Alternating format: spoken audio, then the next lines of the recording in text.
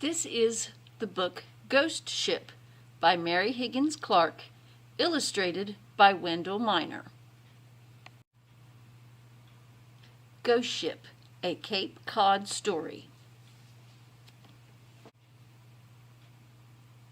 And here we see a picture of the ghost ship.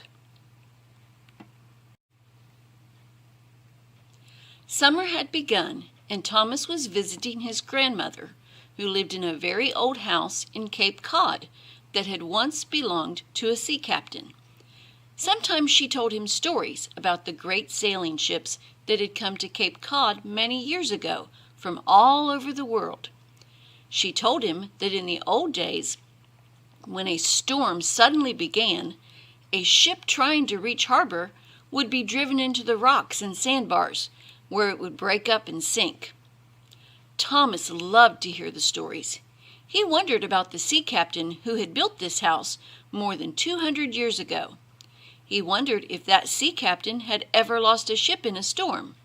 He thought about that a lot. One day, Thomas went down the long flight of stairs from the lawn to the beach. He had promised his grandmother that he would not go too near the water until she joined him. His grandmother knew that Thomas would never break his word. There had been a heavy storm the night before. The wind had whipped the waves until they slammed halfway up the stairs before crashing back onto the shore. Now the beach was littered with shells and rocks that had been washed in by the sea. Thomas began to sift sand through his fingers. The sand was damp, but he liked that. Sometimes after a storm, he would find unusual things that had been in the ocean. Once he had even found a small ring. His grandmother said it wasn't valuable, but that it looked as though it had been in the ocean for a long, long time. He wondered if after the big storm last night, it was possible that he would find another ring. Or maybe he'd come upon an unbroken shell. If he did find one, he would put it up to his ear and listen, because shells hold the sound of the sea. But then suddenly, his fingers felt a hard metal object. He had to dig around it to set it free. It was much heavier than a shell. It looked very, very old.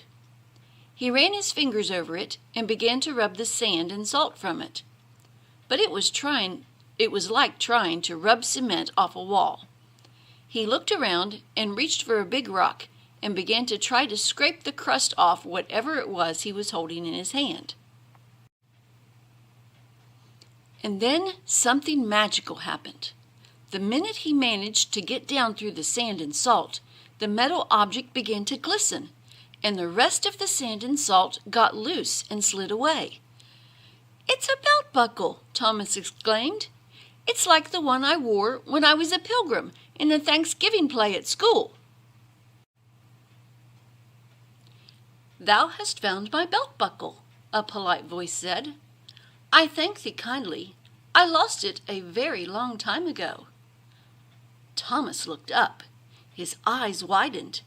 He could not believe what he was seeing. Standing in front of him on the beach was a boy just about his own age. Thomas blinked, not sure if he was dreaming, yet sure that he couldn't be. He looked down and saw that the belt buckle was now so shiny that it might have been brand new. It was carved with a picture of a ship that had 4 sails that billowed in the wind. He knew he would give the buckle back, but first he wanted to talk to the boy. "My name is Thomas Fleming," he said. He pointed up to his grandmother's house. "My grandmother lives there," he explained. Then, because he wasn't sure what else to say, he explained, "Her house was built by a sea captain. His name was Andrew Hallett." "My name is Silas Rich," the other boy explained. "I had the honor of serving Captain Hallett. He was a very brave man and truly a great seafarer. I was his cabin boy." Thomas did not even bother to wonder why this boy who had lived so long ago was here. He just wanted to know about Captain Hallett and whether or not he had ever been in a shipwreck.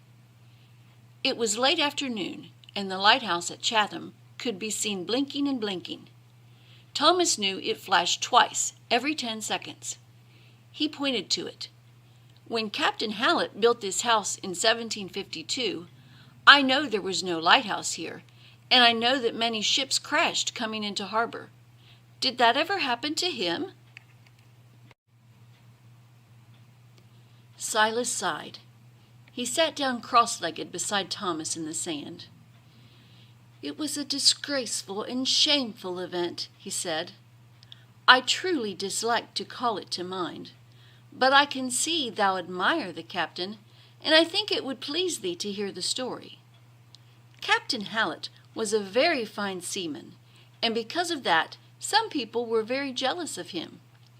He sailed the oceans with a sure hand. In his ship, the Monomoy, he weathered storms that would have sent other vessels to the bottom of the sea.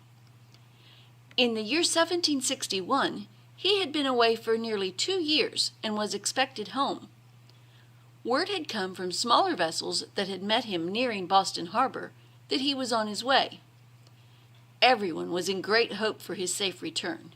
He was a giant of a man." Thomas could see the glow in the eyes of Silas Rich. He knew that he had not been wrong when he thought of Andrew Hallett as a hero. "Tell me about him, Silas," Thomas urged. "You see, there is a portrait of him in my grandmother's house. It's out being cleaned now, but in it he looked so strong and so wise and so fearless. Was he really like that?" Silas did not answer him directly. Instead, he looked over in the direction of the lighthouse. "I love sober light," he said. "Sober light? I don't know what that means," Thomas told him. "Perhaps thou would say twilight, or dusk. What I mean is the time just before the sun is totally vanished in the sky. That was the way it was the night Captain Hallett returned from his long voyage. Then, suddenly, the wind whipped up. It does that, thou knowest." Thomas moved around a little, so that he could face Silas Rich directly. He could sense from the look on the face of his new friend that he was going to hear a story that had never been told before. "My father had gone to sea before I was born. He never returned. But Captain Hallett was always very kind to me. He would take me out on his sloop," Silas began. "Sloop?" Thomas asked. "A small vessel. When he was home, he would go out on it and see to his grand ship, the Monomoy, when it was in harbor. My father had been his great friend, and so I was, as he told me, forever dear to him. He promised me that when I reached my 10th birthday, I would be appointed his cabin boy and sail with him." Thomas was 9 years old. He thought of what his mother would say if he asked to sail away and be gone for as long as 2 years. "Your mother would have let you go?" he asked. Silas smiled. "She knew my father would have wanted me to go. She understood. The day was coming. Captain Hallett was on his way home, and when he left again, I would be his cabin boy." It had been a peaceful day after last night's storm. But then, suddenly, as Silas spoke, the wind began to pick up. Thomas realized he was cold. He looked out at the water and saw how the whitecaps were higher and stronger. It was this sort of night in October when the captain was approaching harbor on the Monomoy, Silas said. A Cape kind of storm came up, violent and without warning. Thomas, we had had a very dry time. The corn had burned in the ground before we could harvest it. The fields were parched. It was a rare and dreadful summer and autumn, and there was a great fear of fire. If a fire came, it could destroy our homes. And then one did break out, miles away in Brewster Village. Word came that many houses were ablaze, and the wind was driving the fire all through the mid-Cape. Aid was needed, and at once. "We have fires like that," Thomas said. "I live in California, and when the Santa Ana winds come up, a fire may spread for miles." Silas looked at him with a curious expression, and Thomas realized that he never would have heard of California or Santa Ana winds. "Did people go to fight the fire?" he asked. Every able-bodied man rushed onto his horse or hitched up his mule to his buggy and traveled to help. I wanted to go, but they would not allow anyone so young to accompany them. I started home most disconsolate, and I am afraid quite downcast. I knew I was strong and could be of great use passing buckets of water, but it was not to be. Thomas was no longer aware of how chilly it had become. He wanted to hear the rest of the story. "I had gone but a short distance when I heard the sound of a horse approaching. I stepped aside and observed that it was none other than Samuel Lewis, a sorry excuse for a man. I knew what he was up to. He had given the appearance of joining the firefighters, and then, when they rushed out of the village, had held his horse back, confident that in the confusion he would not be missed." "He sounds like a coward," Thomas said. A coward he was, and far worse than that. When he was captain of his own ship, he was a most careless mariner, and when a storm came up, his sails were shredded and his ship wallowed in the sand. 26 brave sailors were drowned because of him. By the time I reached home, the wind had become so harsh and cold that my mother sent me to fetch more logs for the fire. It was then that I saw a group of men sliding through the woods beyond our home. I wondered why they had not accompanied the other townsmen to assist in fighting the fire. Then I could see that they were carrying lanterns. Finally, I was able to discern the face of the leader. It was Samuel Lewis. He was always jealous of Captain Hallett, and I knew instantly what he was about. He had become a mooncusser and was planning to destroy the Monomoy. A mooncusser? Thomas could tell from the way Silas said the word that it wasn't a good thing. A mooncusser is a thieving man who would put lanterns on a beach to make the captain of an approaching ship believe he was in harbor. Then, when the ship met shallow water and broke up, the cargo would wash up and the mooncusser would steal it. Thomas just knew what Silas was about to tell him. Samuel Lewis was jealous of Captain Hallett and was going to do that because he knew the captain was nearly home. Thou hast grasped quickly his foul purpose, Thomas. Silas shook his head. The townsmen were gone. Most of the women in the village had small babies and could never have left them. But I knew I had to save the Monomoy and could not do it alone. Thomas thought about what he would have done if he had been watching the mooncussers setting off to destroy the ship. "There must have been other boys your age who were not allowed to go fight the fire," he said. "Thou art very wise, Thomas. Yes, indeed, there were many children in every household, save, of course, for the elderly parishioners. And so I ran to the nearest house and banged on the door of my friend Joshua and told him of the dreadful threat to Captain Hallett. He gathered up the logs in his backyard, and his mother sent his small brother to alert our neighbors. Joshua and I dragged out logs to the beach, and then it was a miracle. One by one, other lads our age were arriving and pushing and pulling their logs, the logs meant to keep their families warm, to the beach. This very beach, mind thee." Where were the mooncussers and Samuel Lewis? Perhaps a mile away, lighting their lanterns. We began our fire and flamed it higher and higher, but I still feared it would be too late. Captain Hallett would have seen the other lights first. Truly, I was in despair, thinking how the captain had built his beautiful home and might never live to see it or his family again. And that was when I knew what I must do. "Thomas, come up now!" It was his grandmother calling him from the top of the stairs. "What did you do, Silas?" Thomas asked. "I don't want to go until you tell me the rest of the story." Mistress Hallett had come out of the house and was standing on the top step. "Yes?" I called to her to stand back, and I began to drag logs to the foot of the stairs. My friends understood what needed to be done and yanked and hauled the remaining logs to the stairs. "You set the stairs on fire?" Thomas exclaimed. "Yes, we did.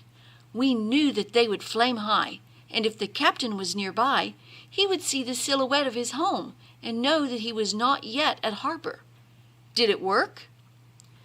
It was just when the flames began to climb that one of our lads called out, "He's there! I see the ship!" "Oh, Thomas, the brave captain was heading straight for the beach where the Mooncussers were waiting." "More logs! More logs!" I shouted. We tossed them on. We took off our shirts and threw them on the fire. The flames began to leap to the sky.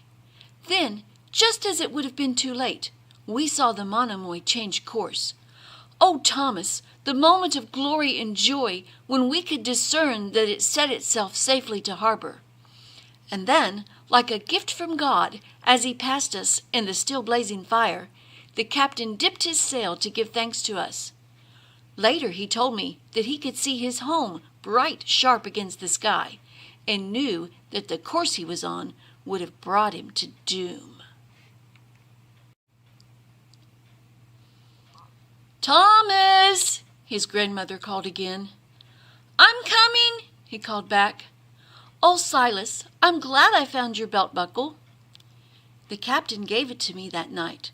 For many years after that I sailed with him. Later, after he retired and before I became a captain, I was in one shipwreck, but that was no one's fault. The Cape seas demand a return from the vessels that sail it. We all escaped safely, but in swimming to shore I had to remove my shoes and the buckle. I am most grateful to have the buckle with me now. Thomas reached out his hand with the belt buckle. Silas accepted it and smiled. "Thomas, I thank thee. Thou art truly my friend." Then, just as suddenly as he had come, he was gone. Thomas hurried up the stairs. "I'm sorry, Gran," he said. "I know I kept you waiting." His grandmother smiled. "I know you, Thomas. You were telling stories in your head. You're a dreamer, and it is a wonderful gift to be a dreamer." Thomas went into the house and was startled to see that the portrait of Captain Andrew Hallett was back over the fireplace. "The restorer just returned it," his grandmother said. "Doesn't it look beautiful with all those rich colors that we couldn't see under the grime? And Thomas, see that beautiful belt buckle, the way it's carved with the sailing ship? Do you remember how, before it was cleaned, the buckle looked as though it was just a dirty piece of stone?" "I remember," Thomas said. "I really do remember." "And I wasn't dreaming," he told himself. "I know I wasn't."